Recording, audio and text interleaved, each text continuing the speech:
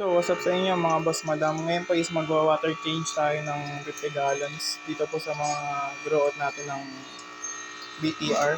Ngayon po nakikita nyo po ang labo na ng tubig niya.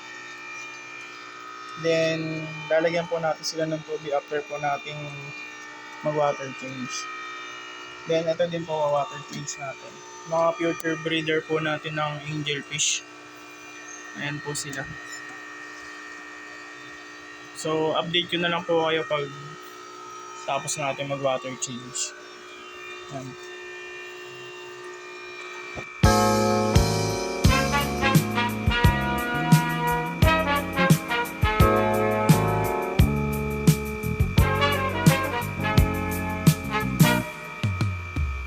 Guess you wonder where I've been.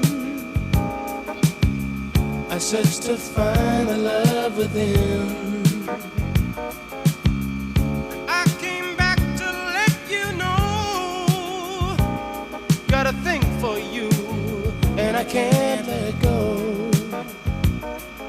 Yan guys, naglalagay na po tayo ng tubig dito sa may 50 gallons sa tank po ng mga angelfish. Kaso po napakaina po ng tubig. Balikan ko na lang po kayo mamaya, then quick update tayo mamaya. So, quick update muna tayo mga boss madam. Ito po yung culture natin ng magna dab nya, yung 3 tab na po na yan. Then ito naman po yung balloon platin natin na fry.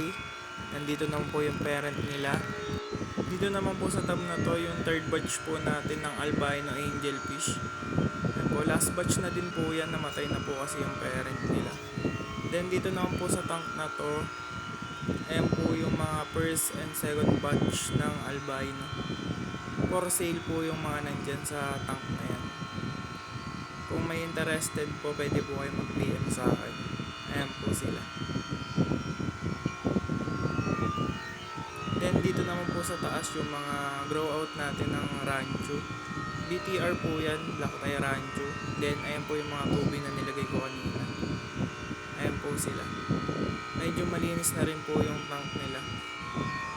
Kaya po ganyan kadami yung tubig na nilagay ko, nagpa-power feed po ako ngayon para po mas matulin silang lumaki. Then ito naman po yung sump nila.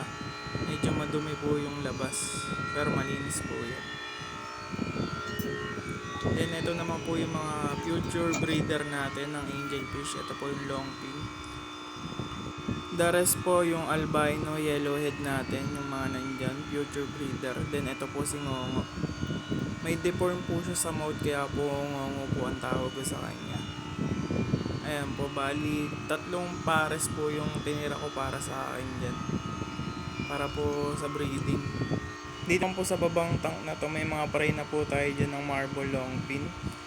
Then ito naman po yung parent nila. Ayan po.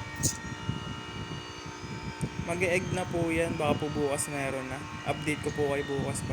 Then dito naman po sa baba is may 4 na fry tayo ng albino dyan. Dito naman po sa kabilang aquarium, nandito po yung mga juvie natin ng marble long fin. Hindi po masyadong makita, malumot po kasi yung likod ng aquarium. Ayan po sila. Madami po yan, di lang po makita.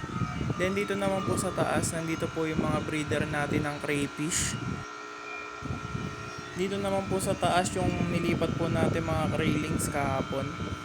Medyo malabo po yung tubig kasi po pellet po yung pinapakain natin dyan, PO2. Yun mga boss madam, dito na po natatapos ang ating quick update. Maraming salamat po sa pagsama. Pa-like and follow na lang po ng ating TikTok.